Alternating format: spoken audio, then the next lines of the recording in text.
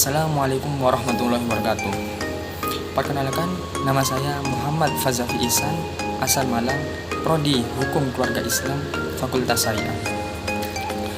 Dalam kesempatan kali ini, saya akan menjelaskan sedikit tentang sosialisasi prokes 5M dan pentingnya vaksinasi. Virus corona atau Severe Acute Respiratory Syndrome Coronavirus 2 virus yang menyerang sistem pernapasan manusia. Dan penyakit karena infeksi virus ini disebut dengan COVID-19. Virus corona bisa menyebabkan gangguan ringan pada sistem pernapasan, infeksi virus yang berat hingga kematian. Dan penjelasan lebih lengkapnya ada pada video berikut. Mengingat kasus corona atau COVID-19 sejak pertama kali muncul, jumlah orang yang terinfeksi di seluruh dunia naik sangat cepat. Jadi yang perlu kita tahu, virus ini nyebarnya lewat batuk, bersin, dan air liur. Lewat sanalah virus corona bisa masuk lewat hidung, mulut, atau mata, yang akhirnya menginfeksi tubuh kita. Yang harus kita waspadai batuk dan bersin orang yang terkena virus ini, bisa nempel di meja, kursi, atau benda-benda lainnya. Sampai beberapa hari ke depan, siapapun yang megang bakal ketularan. Cara mencegah penularan virus corona. Meski sudah lebih dari 1 tahun, pandemi virus corona masih terus menyerang penduduk dunia. Di Indonesia, angka positif virus corona lebih dari 1,5 juta jiwa. Namun, kabar baiknya adalah lebih dari 1,3 juta jiwa dapat dipulihkan dan disembuhkan dari serangan virus SARS penyebab COVID-19. Mengalahkan penyebaran dan penularan virus corona memang tidaklah mudah. Namun, berbagai upaya telah dilakukan oleh para ahli dan penduduk global demi mengakhiri ancaman virus corona yang terus menyerang penduduk dunia. Di berbagai negara, termasuk di Indonesia, pemerintah telah membuat pedoman dan protokol kesehatan untuk mencegah penyebaran virus corona. Di negara kita, protokol kesehatan tersebut dikenal dengan sebutan nama 5M.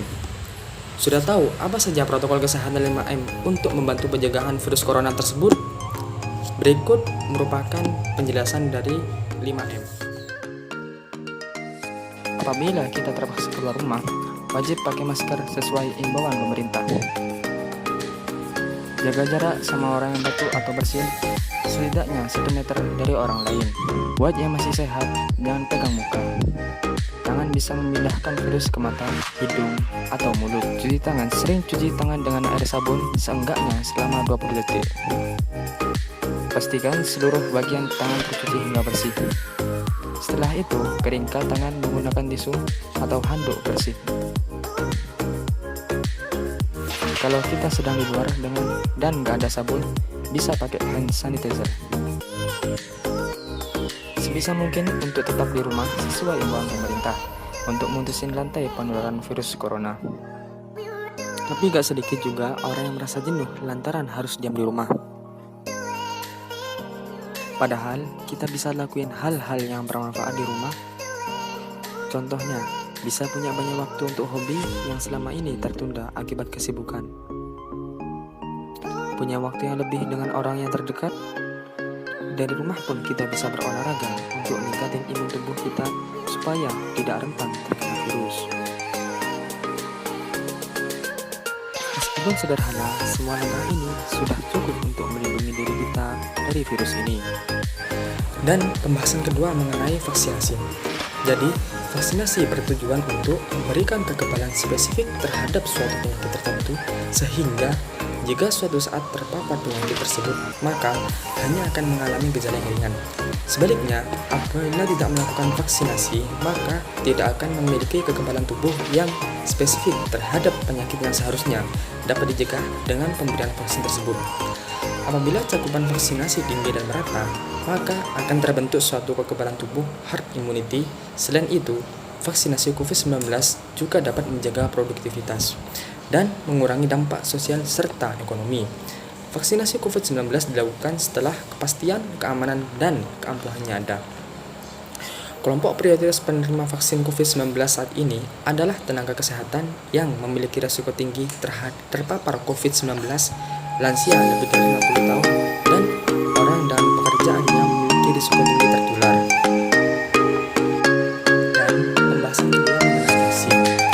Jadi, vaksin merupakan produk biologi yang berisi antigen berupa mikroorganisme zat yang sudah bebas dimulai, sehingga aman dan jika diberikan kepada seseorang akan memberikan kekebalan tubuh secara aktif terhadap suatu yang tertentu.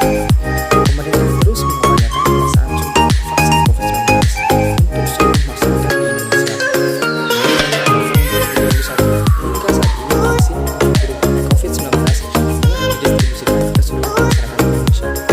Dan vaksin ini merupakan solusi yang dianggap paling tepat untuk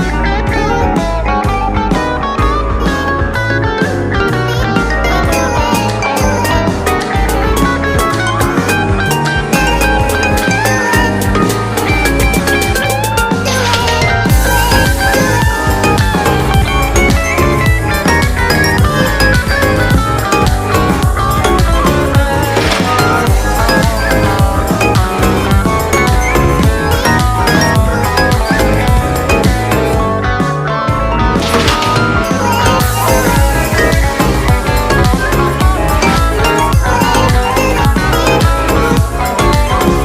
Lebih jelasnya, Sekitar 4 bulan setelah kita rilis video mengenai kapan vaksin corona datang, akhirnya vaksin corona pun datang. Namun, jika kalian perhatikan di sini, terdapat berbagai macam tipe vaksin corona. Lantas, apa perbedaan antara vaksin-vaksin ini? Apakah ada yang lebih manjur dari yang lain? Atau apakah semuanya sama saja? Untuk menjawab semua pertanyaan tersebut, mari kita simak dalam video ini.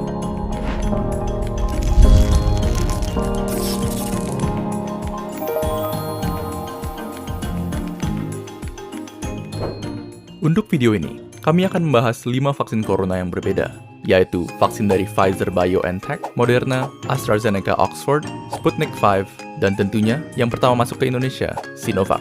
Terdapat sejumlah perbedaan antara vaksin-vaksin corona ini. Perbedaan terbesar di antaranya adalah perbedaan berdasarkan cara kerjanya.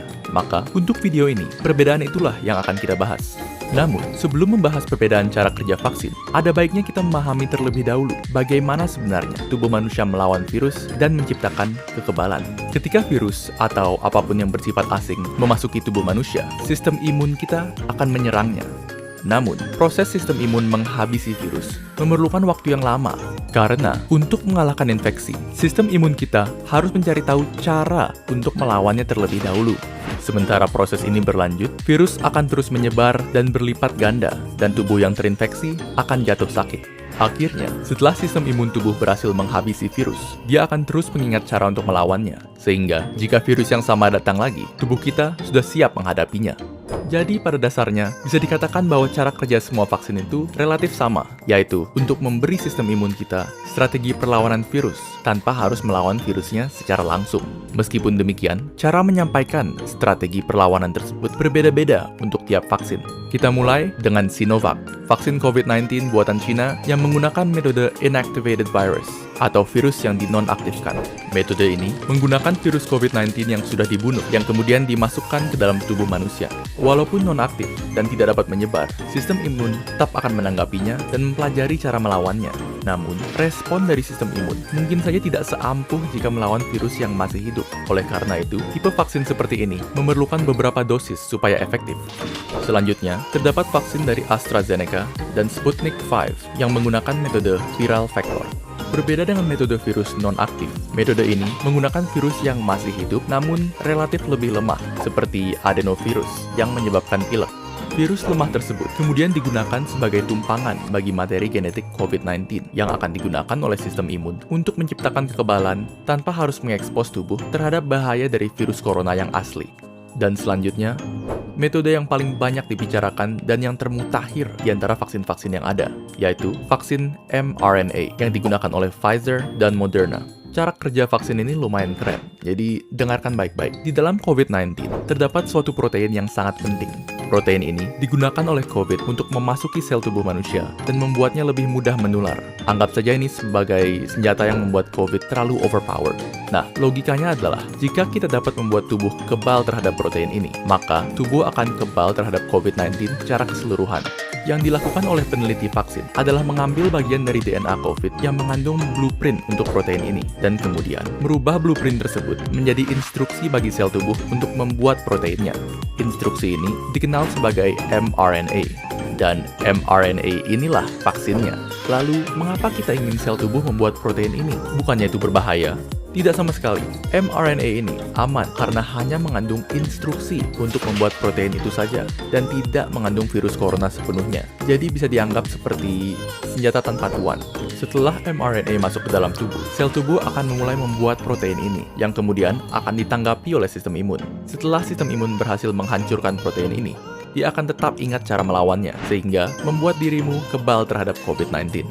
Pada akhirnya, video ini bukan bertujuan untuk membujuk Anda memilih salah satu vaksin, karena bagi kebanyakan orang, vaksin mana yang kita dapatkan sudah di luar kendali kita. Yang perlu kalian ketahui adalah vaksin yang kini disiapkan untuk penggunaan massal telah melalui tahapan pengujian intensif untuk menjaga keamanan dan keefektifannya. Dan fakta bahwa kita sudah bisa mendapatkan sekian banyak vaksin dalam waktu tercepat dalam sejarah manusia sudah merupakan sisi terang dalam tahun yang sangat kelam. Tentunya, semua ini dapat terjadi berkat beribu-ribu tenaga medis, saintis, serta peneliti yang bekerja non-stop sejak pandemi dimulai.